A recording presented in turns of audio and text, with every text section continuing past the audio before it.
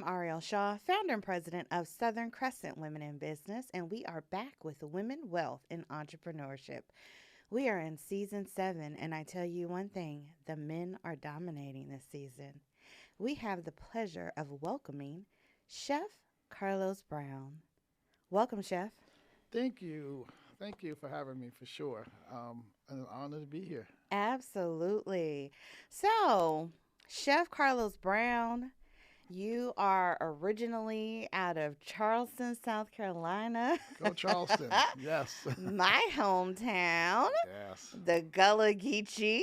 The one and only. Representing, absolutely. So tell us a little bit about, for those that do not know who you are, tell us a little bit about who you are. I'm surprised y'all don't know who I am. I am Chef Carlos Brown. I say Chef Carlos because I learned that chef is now my first name. Right. Everybody calls you chef, chef, chef. Yes, I am from Charleston, South Carolina, born and raised in the Lowcountry, with this wonderful lady here. Absolutely. We've known each other for some years, and so certainly... most of my life. That's true. I was trying to tell my age. Right. But I had my humble beginnings started in Charleston, for sure, as a cook at a church. That's what I started out cooking at, the church. And they were like, hey, you should go and be a chef. And I'm like, nah, I don't want to be no chef. Yeah. But here I am today, Absolutely. So that's where I am. And it's a joy to be on this show. Proprietor of Pandora's on the Square, fine dining out in McDonough, Georgia. You are in the Smithsonian for your shrimp and grits. And listen, we are serious about our food in Charleston. Tell us a little bit about that journey, what that looks like. I mean, you have been, so I call you chef, but, most people may say celebrity chef. So you've had the pleasure of working with Shaquille O'Neal, Oprah Winfrey, Jim Carrey. Talk about that journey. A lot of those journeys has been being in the right place at the right time. That's the one thing I like about people from Charleston. We always end up in the right place Right. at the right time. I remember being in, just for Oprah itself, I was in Selma, Alabama. And one gentleman says, hey, man, we got to find a chef to work for Oprah this week. And the guy said, you ain't got to look for a chef. This Chef Carlos Brown, right? He's an amazing chef. So he told me, I want you to cook this meal for somebody today. He didn't tell me who it was. What was the meal? It was interesting. So it was like, they just tell you to make whatever. They didn't tell me what to make. Just make whatever. So I said, okay, well, I'll take some duck. I'll make some duck and do some blueberry gastric and some salmon, something just different. Again, I didn't know who it was. If I knew who it was, I probably would have set my mind on what I'm going to make. Right. But then I walk into this room, and there's Oprah. Wow. And I'm like, wow. So she's standing over my food looking like, who made this? This is art. This is amazing. So everybody, they haven't even eaten dinner yet, but she was taking her fork and just going to every dish. And then she pulled me aside and said, man, who are you? Right. And I explained to her where I'm from, and she just went off on, this guy's an amazing chef. And so we kept in contact. She got me some other gigs with her, and so that's how I met that particular celebrity. Yeah. My journey started in Charleston, though. Yeah. So it started with Jim Carrey. Okay. So I was at the Omni Hotel. You familiar with the Omni? Okay. Now they're called the Charleston place. Okay. That's where it started. Crab cakes. Okay. Crab cakes. Everything has just been a journey. And then even then, this is a funny story. I let this go. So when I was with the Omni Hotel, I was working for a guy named Louis Alstein. Louis had me make this dish. They didn't tell me again who it was. Who it was for. Right. It was for Jim Carrey. And then he asked me to become his personal chef. Wow. And so it went from that journey to, who knows where. And you're talking about a little boy that raised up in the projects. So Jim Carrey was in Charleston, South Carolina for whatever purpose. You were asked to, present something. You didn't know who it was, and it ended up being him, and then the journey continued. Now, was Jim your personal chef? Was that when he was in Charleston, or was that in California, or where? So it started Charleston because they was taping Pet Detective. Okay. And from Pet Detective, it was like, hey, can you come out to Vegas. That's where they were at the time. Got it. We want you to do some meals for us. And I was like, guys, I'm 18 years old. I haven't really been out of Charleston. What are you guys talking about? And then, of course, my mom would be like, go, go, go. Yeah. And so that was a push to make that step. And it was a leap of faith. And it turned out to be in my favor. That's amazing. So you mentioned your mom. How pivotal has her role been in your journey? Man, she's an amazing woman. I have to say that because yes, you do. she have pushed my entire career, even up to her death. She said, "Don't stop, don't stop. You're great at what you do.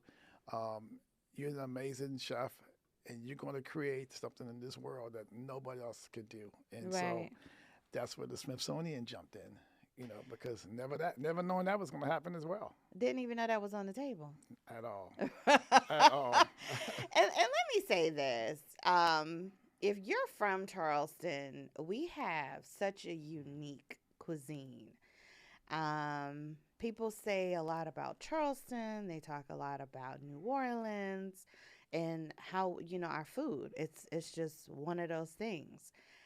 How did you stand out from all the other Charlestonians to now say, I'm going to take what we know, but then add to it and then perfect this art and now end up in the Smithsonian? That was a crazy moment too, because I dream a lot, right? Yeah. So I was dreaming one day of, and I won't call their name, but I was dreaming about a group that had chicken and 2 buns and a pickle. Okay. And I was like, wow. What? And it became this amazing art, right? Right. So I said, if I can do that with that, what could I do with shrimp grits? Right. Because something that our parents that cook, we always up, had, right? So simple, right? Right. I said, I can make this a creation. So I started doing my research, and I was like, nobody had patent shrimp and grits. And isn't that something? And then guess who did it? That's so amazing. I patented it. I own the name. Wow. It's copywritten under my name. We need to stop that just hold that put a pin right there. He patented shrimp and grits. And it's on everybody's menu all over the world. Everywhere you go. Wild. So I was in New York, just to tell that story, doing the model. His name is Marcus Samuelson. Chef Samuelson had the Harlem Eat Up, the very first annual. They had all these chefs from all over the world. I was the only country boy that came from a place called Charleston, South Carolina. We don't call ourselves country. We really don't. We're coastal folks. Right, the metro. Right. So being out of Charleston, I was supposed to be on this show with another chef out of Italy. He didn't make it in on time. And so it was me by myself.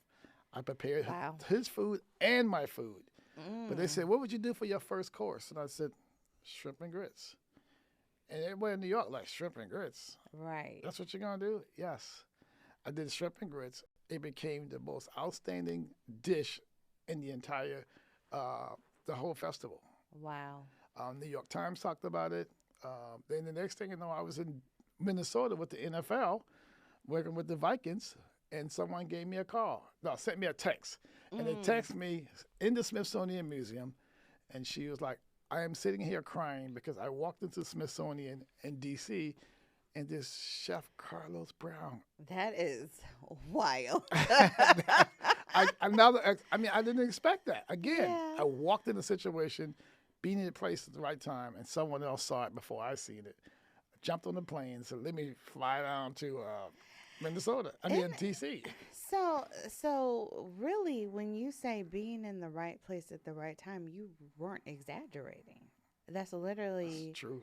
That's true. Wow. Every situation has been ordered. The steps were ordered. And so I was there because I allowed myself to be just used. It's an art. This is an art for me. Absolutely. And I care about it so much. It doesn't matter. I just do it.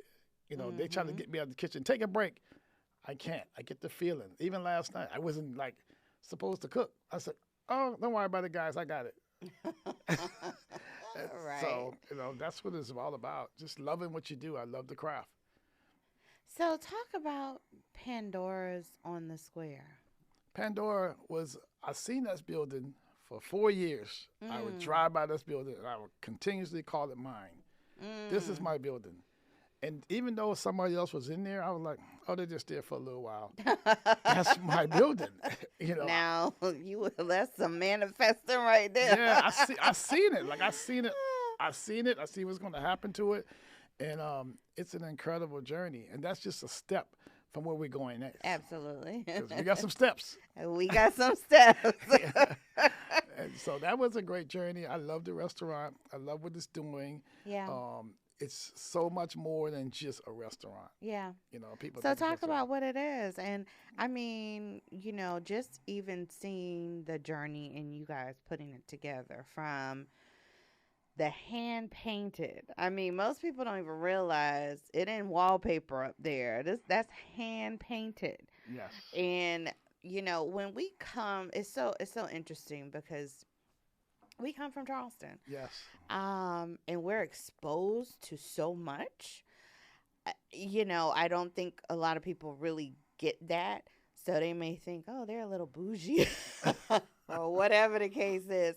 No, we're just used to certain things. And there's a certain level of excellence that we're used to. So the fact that you took someone, had them come in, hand paint, and I mean, just everything you've done. Talk a little bit about what that looked like, what that journey was. This is funny that you talk about the hand painting because the journey about the hand painting was something I did get from Charleston. Mm-hmm. I used to go down to the Battery. Mm-hmm. You're familiar with the Battery. Absolutely. For sure.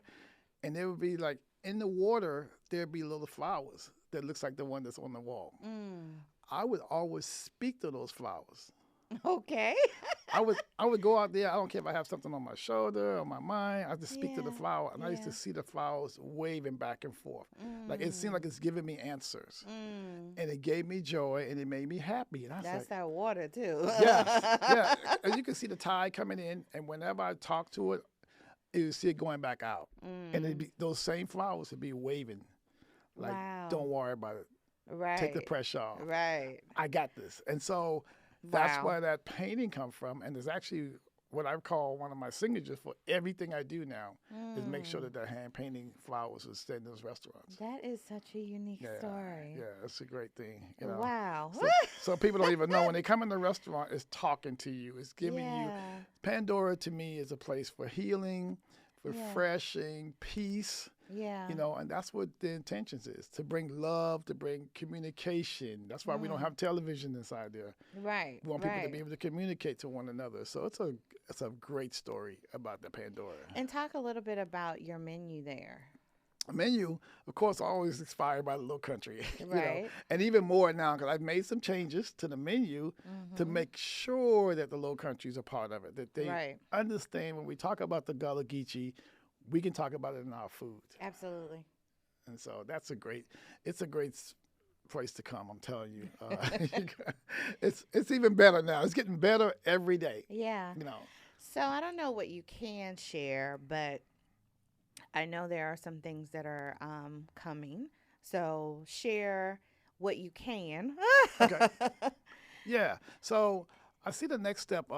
I want to continue to build a hospitality field. Yeah. I want to continue to build new restaurants. I got great ideas. A jazz supper club, it's an event center. Those things are on the way. I love teaching camp for kids, right? That's been a very important part of my life, those kids. Yeah. So even when I go back home, I go to the projects and I try to encourage the kids. I speak with them, but I also hold a camp. But I want to hold a camp in Georgia for kids, the autistic children or children that can't get through school and get these things in their mind. I want to bring that to them because cooking is a gift of healing for all ages. It's discipline for kids. Okay. And I think the whole world forget about that part, that cooking is not just something you eat. It becomes discipline in kids' life, and that's what I want to bring to the table. Wow. Okay. Now, you've worked and you've done this camp in Charleston, South Carolina. Now, talk a little bit about what that camp looked like. Oh man, so it's amazing. It's something that we pour into. We sponsor. You know, we've had a couple other sponsors. Matter of fact, HBO sponsored the last one. Wow, And that's so, a big deal. Yeah, that was a big deal. So they came in and we bought buses. The kids didn't have to pay for anything. Uniforms. Wow. They bought the food, and we did Charleston Landing. Actually, we did. Right. Every day we would travel places. A lot of these kids haven't even been into a Chick-fil-A. You know, just it's hard to believe that, right? Some of them have never tasted fine dining, so we take them to nice restaurants, and we have people like Dollar Moore, who will sponsor her farm, and we go to the farm. Dollar Moore from the University of South Carolina. Yes, yes, who sponsored, and she allowed us. Actually, she did the first one and the second one.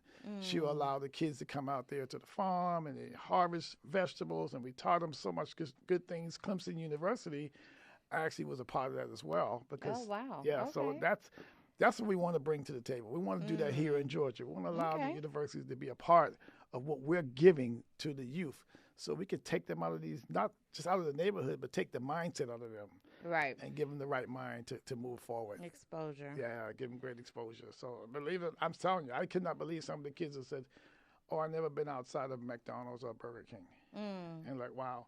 So we give them the experience of having that, and it's just fun. It's a really fun camp. A lot of great chefs come in and be my friends that come in from different places to be a part of it. It's a great journey. So, chef, now talk about the man behind the coat. You know, your family. You know, talk a little bit about that. You're married, you have kids. Absolutely. I think LaShawn has been my biggest. LaShawn is who? My wife. Okay. She's my biggest cheerleader. She pushes behind what I've done. She's put her journey on the back burner to make sure that mine goes forward, which is kind of hard because I'm like, man, I want you to have your life too, you know. But it's been, hey, I got to support this. And no matter if she gets mad with me and she, you know, we wrestle and all that other good stuff. Not physically wrestle. We don't fight. But even though it be those days, she still stands behind me. And I think that's favor, you know, to be able to have that. Right. None of my kids want to be a chef. Why? Now, how many kids do you have? 5 of those right now, me and LaShawn has. I have older kids too, you know, but my older kids are like, one's in New York, one's in Virginia, you know, so they're the older kids. The kids itself is 5, and those guys, none of them want to be a chef. Okay, surprisingly. That's okay. Oh, they have their own journey. Hey, you know what my mom taught me? She says, hey, whatever you do, learn how to cook. Absolutely. So my kids don't want to learn anything. They want you to do everything for them. I'm like, no. You got to learn how to cook for yourself. And so, but they have been, you know, very inspirational in what I'm doing, and it's a great journey for the family. Now, they do work for the restaurant. Oh, that's good. Yeah. So you've integrated them into. Oh, I put them to work because you know why? They want money. You want money, you go to work. You know, that's what my dad did with his store in Charleston. He made us work. Absolutely. Not only made like $15 a week. That was a little different, but they thought they was paying us a lot. Right. Absolutely. So the family is definitely integrated in what you're doing now. Yeah. Sean manages the restaurant as well. She said she wasn't going to have any part to do with it. She said, I don't want any part of the restaurant. I am tired. I'm going to do my own thing. And there she is every day. Wow. Coming to work. Wow. So listen, what is next for Chef Carlos Brown? The next thing's happening now, of course, is the supper club. Working on that very strong. Now, what does that look like? I love music. You remember I came out of music anyway, so I love music. So just even talking about, since you've had performers at Pandora, right? Yes. Yeah. Yes, I have. There was Q Parker there. Of 112. There's one. Yeah, there was. What's the group called? Y'all know the Silk. G. Oh, okay. Yeah, G was there, and we so many people started coming through, and so we're actually doing more. The supper club, I want to take it to a new level. Now, how has Lamont and and NDRE not come? Or are we saving them for the supper club? Well, yeah. But speaking of Lamont, was just there this weekend for sure. Right. So he came through this weekend. He's a great guy, PJ Morton. He plays with PJ Morton now. Okay. And so Okay. those guys are always supportive. There's comedians that come through there. It's been Viola Davis. Viola on the way. Like, what in the world? Yeah, she's on the way. A lot of whole. So this supper club, tell us what that's looking like. So we got fine dining, with Pandora, and then now we have what's coming up is the supper club and music. Yes. Okay. Live music. We want to do, like Bonnie James, and we want to do Layla Hathaway. We want to take it to that level of supper club. When you walk in, you have to be dressed. You can't just come in there with your baseball cap. Right. I mean, you can't do that in Pandora neither, but. Right. So still another elevated experience. Yeah, it's an elevated experience. It's going to allow, a certain amount of people that don't mind putting on a jacket. Right. And coming in and not putting on that blazer. Put on your little blazer, come in there and even do take a dance floor and enjoy those artists that we see all the time. This time, artists is not looking for large venues anymore. They want to be intimate settings, and that's what we want to do. We want to bring those guys in so you get an intimate setting, white tablecloth. Perfect. I love it. Wide open kitchen. I'm telling y'all the whole story. Well, listen, it's okay, but you heard it first. You heard it first. You heard it first. There you go. There you go. So talk about, or can you talk about, I know you're telling us a lot already.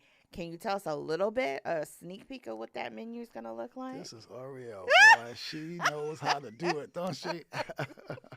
So we want to still carry a European flavor. We want to still. I consider South Carolina, especially Charleston, more on the French side anyway. So we're still going to carry that European French style menu. Some of the places may be small, some going to be large. They're going to have captain servers and just professional, almost white glove service. Yeah. So we want to elevate to that point where they go, oh, I've never seen nothing like this, not in this type of city.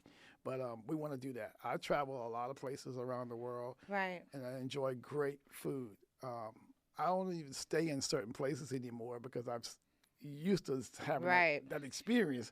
So listen, it's so funny because my paternal grandmother, she was a councilwoman. So anytime she would come to Charleston, she would stay at the Charleston Place Hotel. It was like only certain hotels she would stay in. And if it wasn't that type of hotel, she wouldn't stay. I'm the same way. I'm the same way. My contract as a personal chef, and I go do these things, they say, hey, I request a certain hotel. Yeah. If I get there and it's not there, you're probably not going to have food.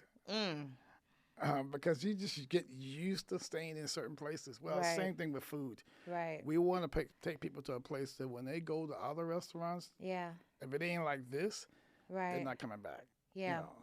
Well, I'm going to tell you now, we are super, super excited. And you heard it first, and it's coming to Stockbridge because we ain't tell you that part. But we are absolutely excited. They call Stockbridge the Buckhead of the South. So, we trying to elevate. You got a lot of folks that came to Atlanta that's not from Atlanta.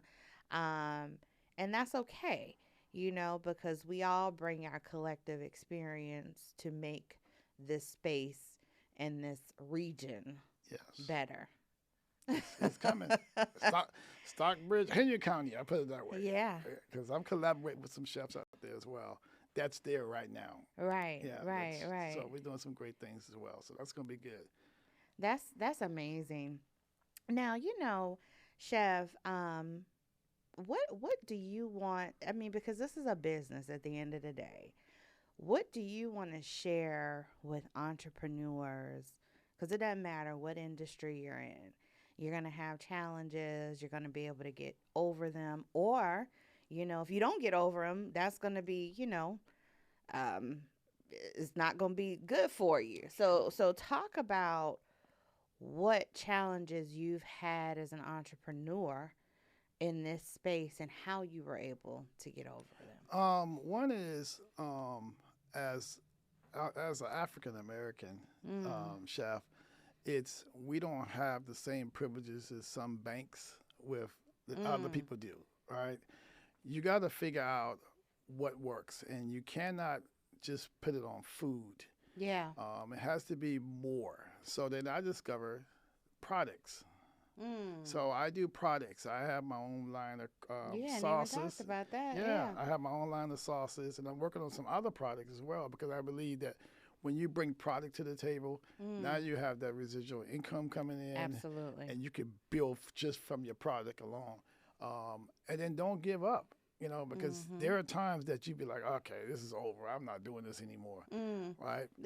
Listen, every entrepreneur goes through that. I'm done. I'm not doing this. Matter of fact, before I opened Pandora, I was done. I am about to retire. I am not doing this anymore. And, but I stayed in there and said, hey, remember, don't give up. There's a purpose that's designed just for me. Absolutely. Right? And that's what you got to know. And you can't do what everybody else is doing. Some entrepreneurs. Please say that again. Yeah, you can't do what everybody wants to do. Say that just one more time. You cannot do what everyone else is doing. Come on now. Everybody wants to be a chef.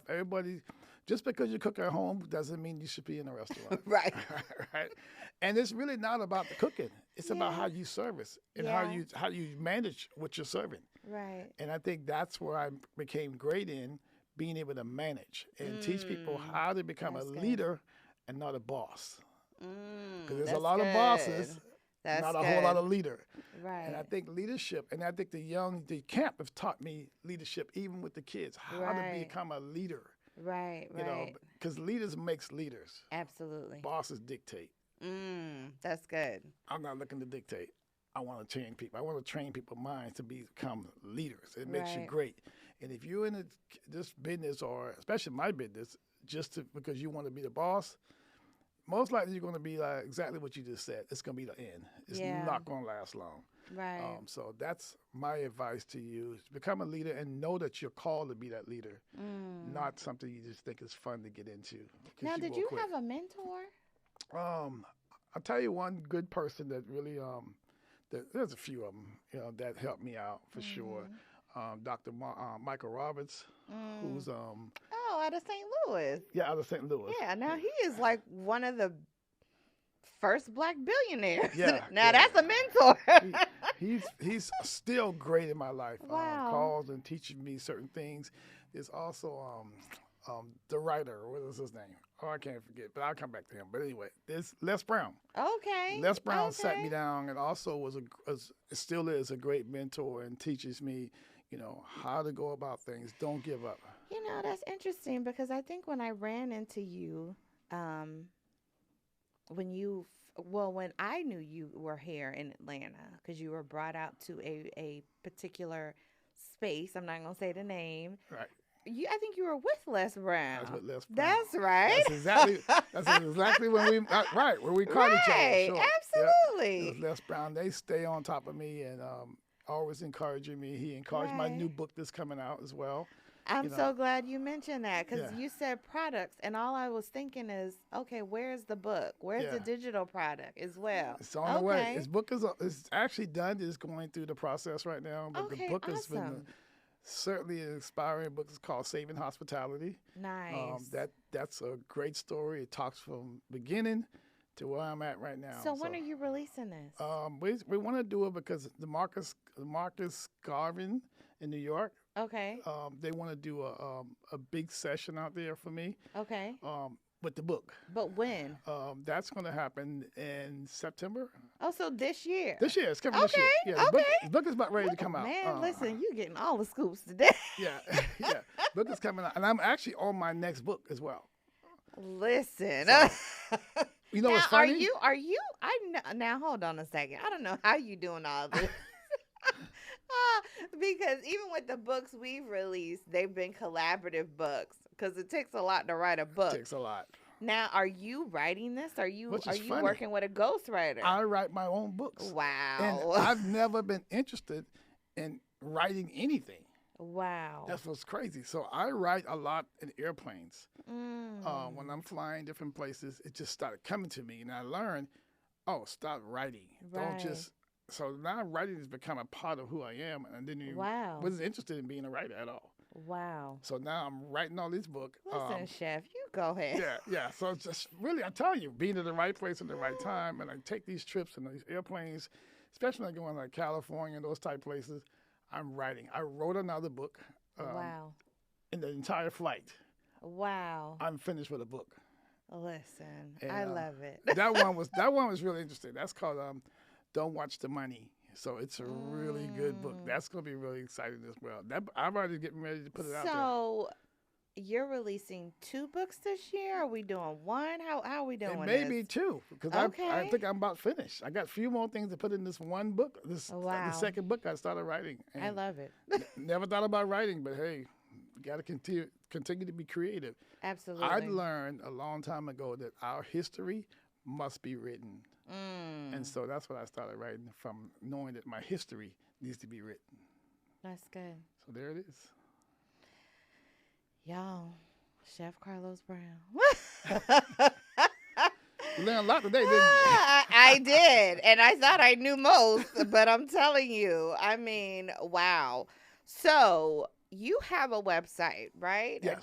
Okay, is it Chef Carlos So Chef Brown? Carlos Brown Okay. is my personal website. And then, of course, PandoraRestaurant.com is the restaurants. Okay. Real simple.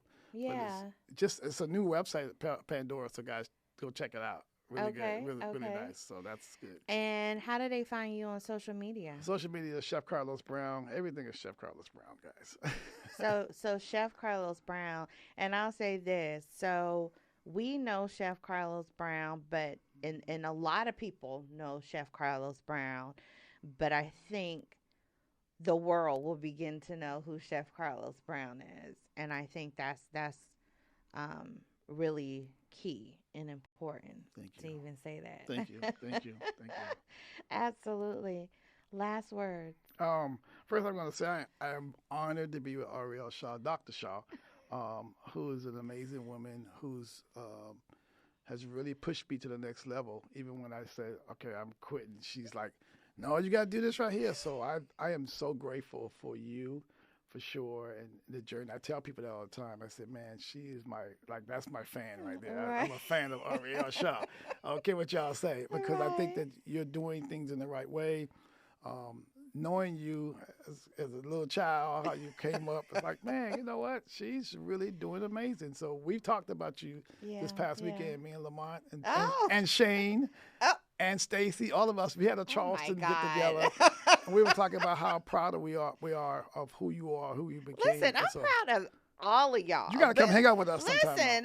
Listen, Charleston, I don't care what anybody says. Most people don't realize we produce stars. Stars, seriously. I mean, from Chef to me to Lamont to Chandler Moore. Yep. I mean, just so many people. I don't know what it is. It's the water. It's the water. I'm telling you. Charleston got the best. They really do. I mean, Stacy was playing with people, Bryson's, and I'm thinking all these guys are like amazing artists that came out of Charleston. Amazing. And we were like, we really are proud of what's happening, and we're trying to push some more of those guys to come this way. Yeah. Get out of Charleston for a minute. Well, and just come now. here. We love Charleston. We do. But I want them to, because sometimes you got to experience. Yeah, you got to experience. You definitely get do. some other experience as you go, because your art can be on display in other places. And so those guys are doing really good. So, hey. I'm grateful. So thank you so much for allowing me to be here. Guys, I continue to tell people, don't give up, don't quit, hang in there, become your own star, love yourself, and then you can make it for sure. Absolutely. You heard it. This has been another episode of Women, Wealth, and Entrepreneurship. Again, the men are dominating this season, season 7. I am Ariel Shaw, and I am signing out.